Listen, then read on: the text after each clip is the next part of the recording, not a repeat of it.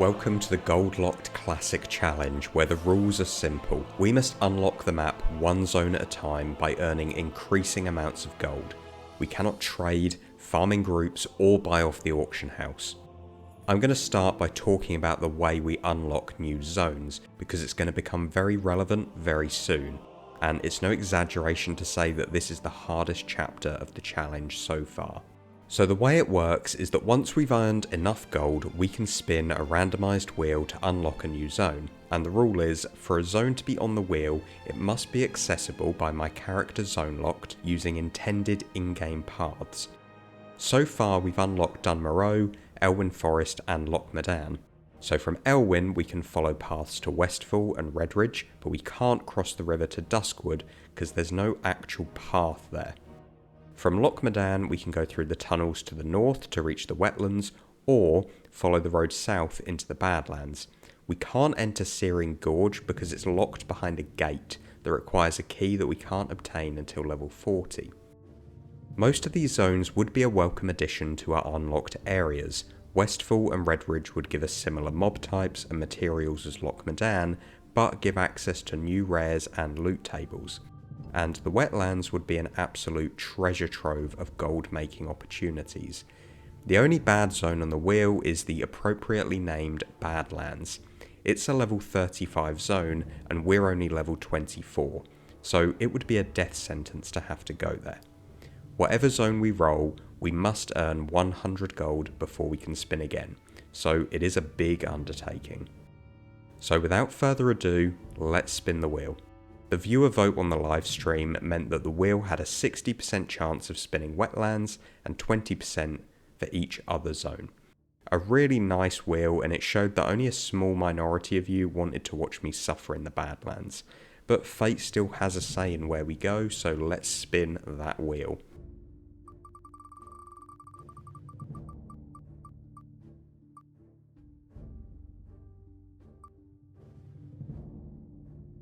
And of course, despite the odds, we spun Badlands.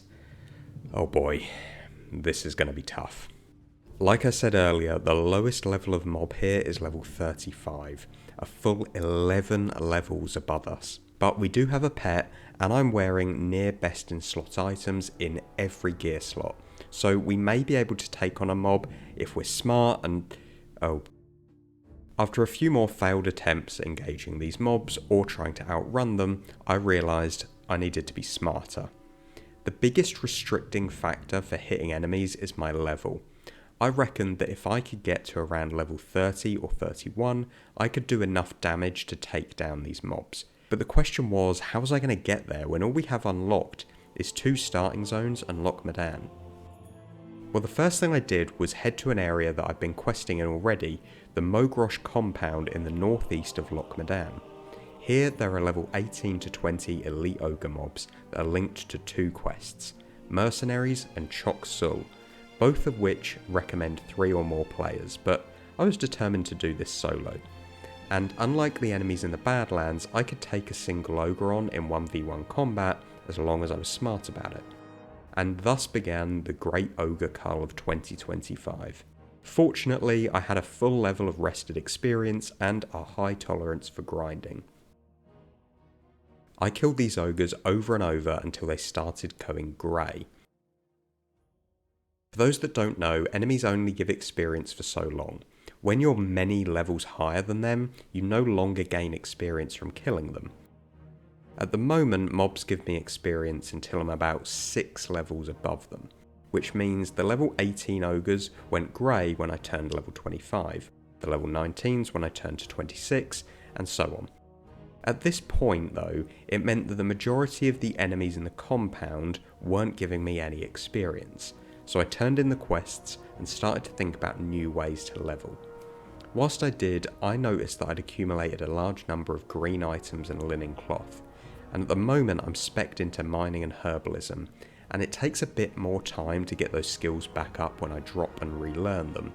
So instead of dropping these professions in favour of tailoring and enchanting, I made use of our second crafting ult.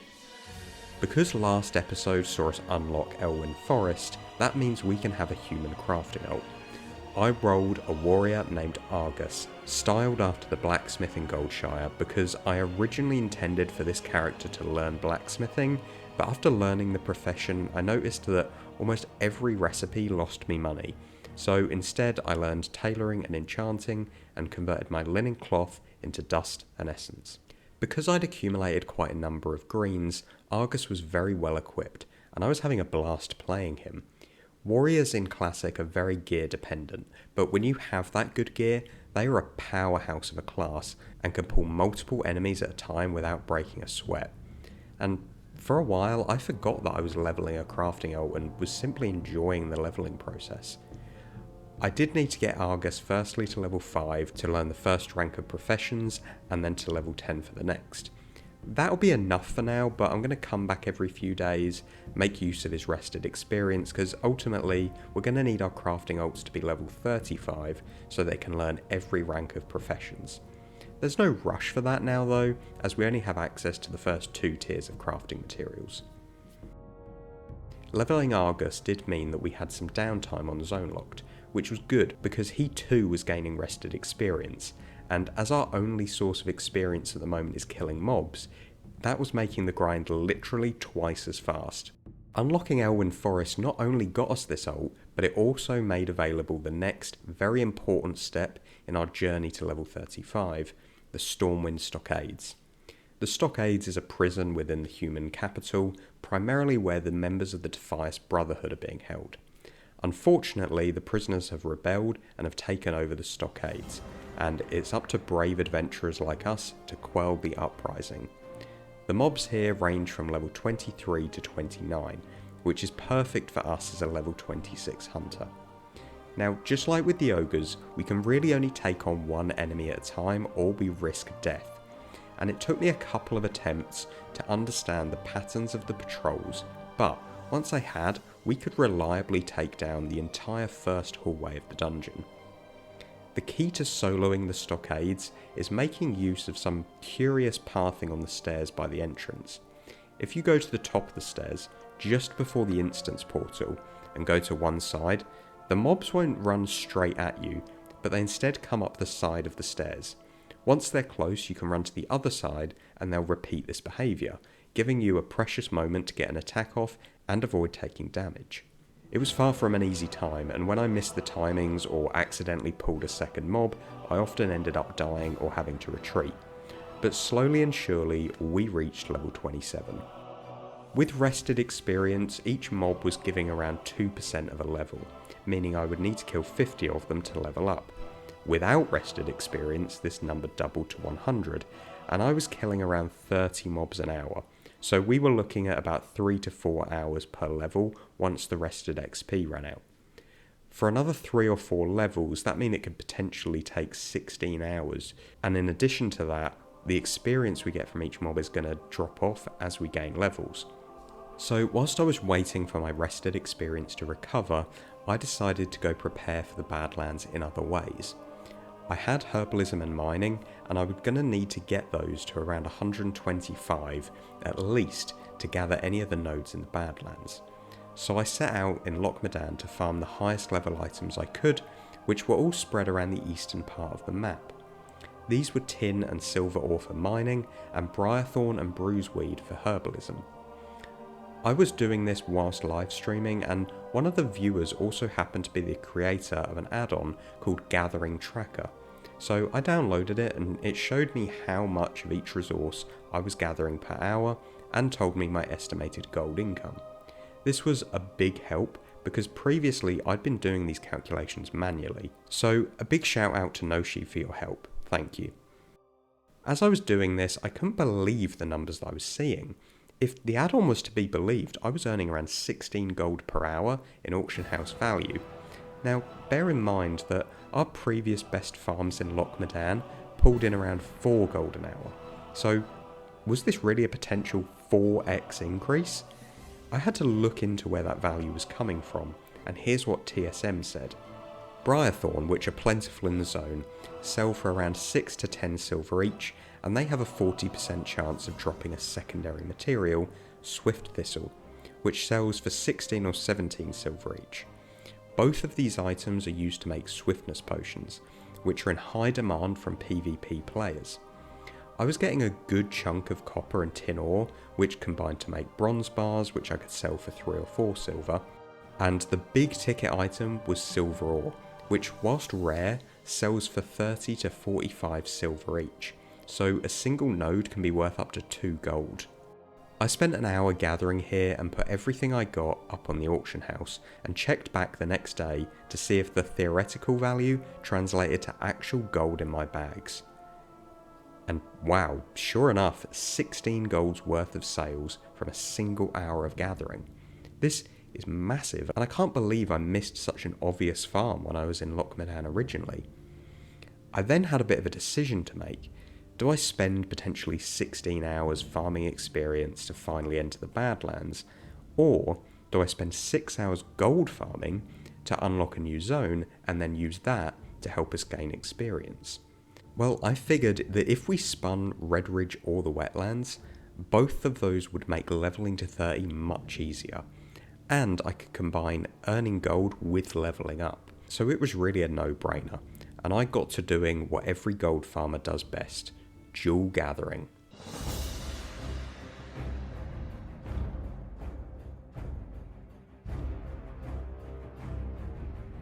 It's shocking to think, but for 3 whole zones, I hadn't utilised herbalism.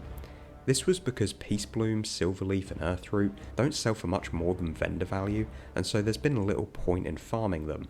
But with Briarthorn now being on the table, we were speeding ahead.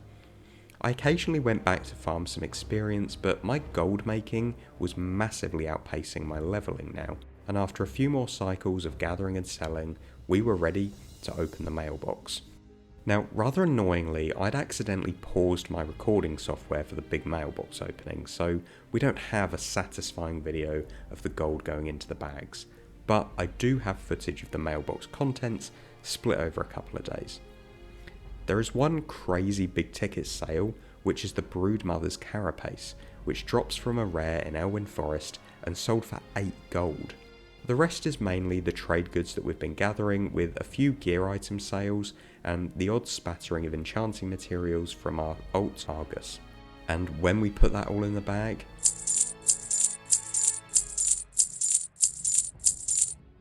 we have a very satisfying 100 gold. That means we can now spin the wheel for a new zone. And before we do, we're gonna make a new rule. We're only gonna put level appropriate zones on the wheel from now on. So theoretically we could add Searing Gorge now because it connects via the Badlands, but I think it's going to be much more interesting to go straight into the new zones instead of farming in old ones. So from now on, that's the rule. That means that this new wheel contains Westfall, Redridge and the wetlands. Now, I was away over Christmas, so I couldn't live stream. So what I did is I just used the exact same wheel as before, but just removed the Badlands. That meant that the wetlands now accounts for 50% of the wheel, and Westfall and Redridge each have a 1 in 4 chance of being spun in.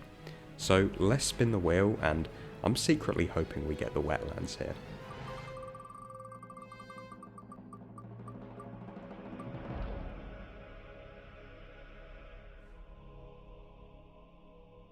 Okay, we got Redridge, which is a really good second option, as there's going to be plenty of level appropriate mobs to help us gain experience. And I think there's going to be a couple of really good gold farms here, and I'm sure there's going to be more to discover once we get there.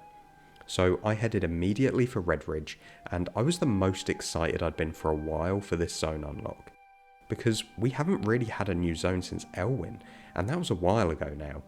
And a change of scenery and some new quests and mobs, and the chance to level up by playing the game the way things are intended, are all things I'm really looking forward to. The transition in-game couldn't have been more appropriate. I started in a rainy, grey Elwyn, symbolic of our struggle with the last gold goal, but as soon as we entered our newest zone, the clouds parted, the sun shone, and we were ready for new adventures in new lands. We started as we always do, completing the quests in the zone. I have us do every quest in the zone partly because I love questing, but also because it acts as a guide to explore the zone in its entirety, and it means we'll be killing a variety of mobs to gather some initial information. And whenever I enter a new zone, I don't do research beforehand. I like discovering the farms for myself, and following online guides only gives a fraction of the story. And with the fluctuation of prices and many farms being relatively unknown in old classic zones, it means we can seek out some niche and unique farms that will be lucrative because of their obscurity. We started by killing murlocs and orcs, as well as aiding another romantic endeavour, this time between a guard and an innkeeper. There are also plenty of briarthorn in Redridge, which was a welcome source of income, but our first interesting find came when we were killing mobs for the quest Redridge Goulash. This quest had us killing condors, boars and spiders to gain a cooking recipe. This is a pretty standard quest, but I was shocked at the value of some of these items. Tough condor meat was supposedly selling for 30 silver each, and great Gortusk snouts for about half that. And given the prevalence of these mobs, I put a few of these items on the auction house early on to see if this was real value or inflated. If this was true, then condors could be a great farm, as they spawn all over the map and they also drop light feathers and small eggs. I checked back in a few hours and the snouts and meat had sold for the prices that TSM was suggesting, showing me that there was a real market for these items, and that meant we had our first reliable farm locked down. I also picked up a quest to gather Rethburn ore from a cavern in Redridge. This ore can either be looted from the gnoll mobs inside the cave, and it has a chance of dropping whenever you loot an ore node inside the cave. Because many players want to skip travelling to this place, they'll buy this ore off the auction house, and at the moment they're buying it for about 7 silver a piece. And with humanoid loot tables and regular copper and tin ore we can gather, I reckon this cave could be another nice source of income. So I'm going to do an hour of focused farming on each of these locations and compare them, but before that there is one last farm I want to talk about, the Shadowhide Knolls in the far eastern part of the map.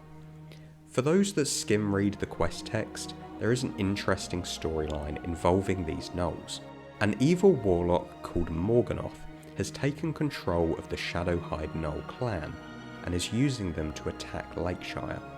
The first quest you have to complete is Solomon's Law, for which you have to retrieve 10 of the Shadowhide pendants from the gnolls. The mage Theocritus in Elwyn Forest is also keeping an eye on Morganth and asks us to place one of his glyphs on a lion statue so he can see Morganth's plans. When this is done, he notices that there's a feud between the warlock and the orcs in Stonewatch Keep nearby. So once I placed a second glyph near to the keep, Theocritus spoke to us again via the lion statue and told us that Morganth was seeking the ancient druid artifact, the Scythe of Elune. This is a very interesting weapon that was responsible for originally creating the Worgen. Afraid of what Morganth may do if he obtains the scythe, Theocritus asks us to kill Morganth and put an end to his schemes. Once this is done, we return to the Tower of Azora to hand in the quest. It appears that Morganth did not obtain the Scythe of Elune, but this is far from the end of this weapon story, but we'll continue that in a later zone.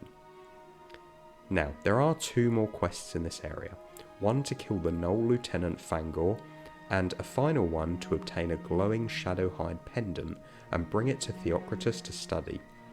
The glowing pendant is a very rare drop, but as the gnolls were giving us good experience and had great loot tables, I farmed these guys for a while whilst waiting for the quest item to drop. After about 90 minutes of farming, it dropped for us, and with the quests all turned in, it was time to compare these 3 farms in Redridge.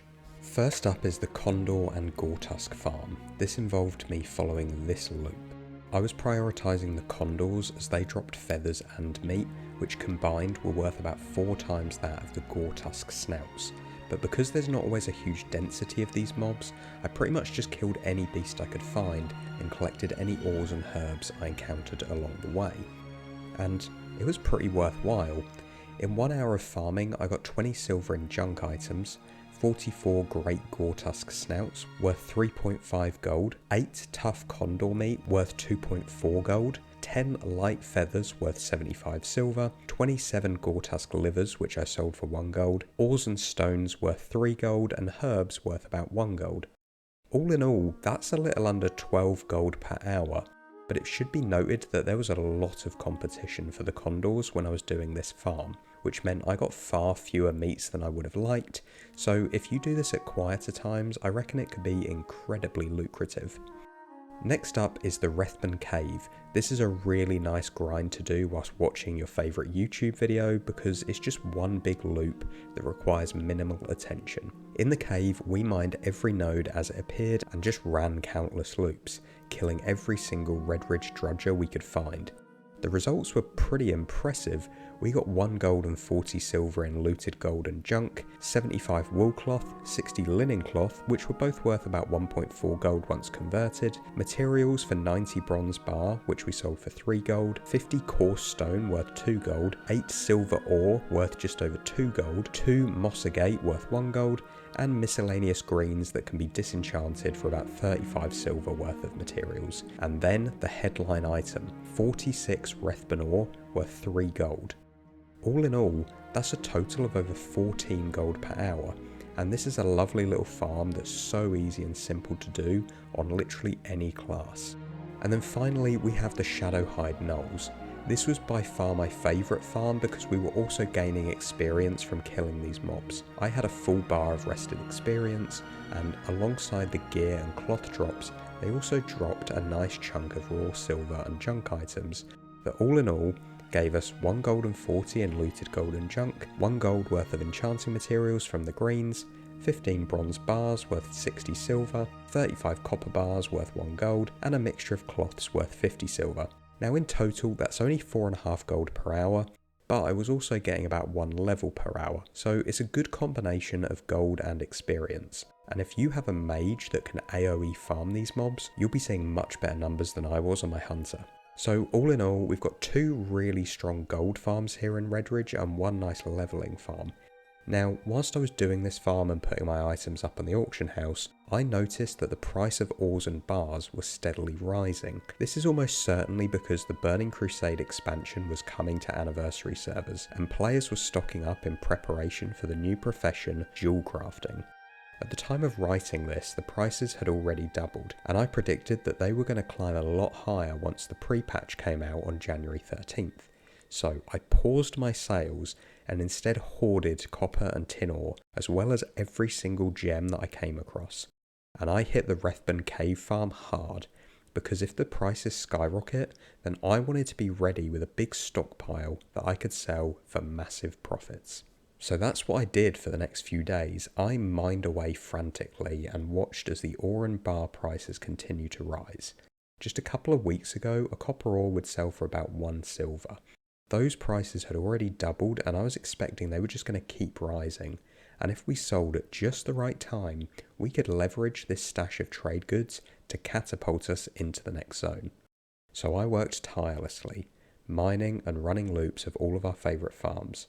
My bank was full of ore and gems, and then the 13th of January came, and the arrival of the Burning Crusade. And let me tell you, I was prepared. You are not prepared. I was hyped for so many reasons, but chief among them was seeing what the prices in the auction house were going to be doing on the new TBC servers, and whether we were ready to spin a new zone. Oh no. It turns out a lot of people had the same idea, and ore prices were an all-time low. I wasn't about to sell our massive stash of ores for fire sale prices. I instead decided that I'm going to wait, because there's no doubt in my mind that once the new expansion starts in earnest, people are going to drop the ore farming and prices are going to shoot up. So let's see what our mailbox looks like in light of this. We've got a nice spread of sales, a few green items selling to players who no doubt want to gear up their alts. Trade goods we sold a little while ago for good prices are bumping it up nicely. All in all, it's a good mailbox, but I do think we can beat this quite considerably as the expansion progresses. So let's get it all in the bag and see how far we are from that 125 gold goal.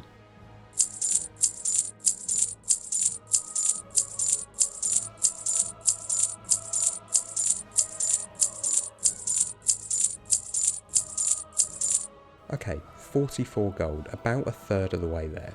But we are holding on to hundreds of ores and gems that are going to have big value in the coming days. For now though, I'm not going to sit idly by waiting for the prices to recover. I'm going to farm more experience in Redridge so that I can finally face the foul beasts of the Badlands. I'm also going to be playing the TBC expansion. I've got a few ideas of what I want to do, one of which is to try TBC hardcore on one of the new races. And if we get enough gold between now and the next video, then we're just going to spin the next zone in the live stream. So keep an eye out for them. Until then, go with honour, friends.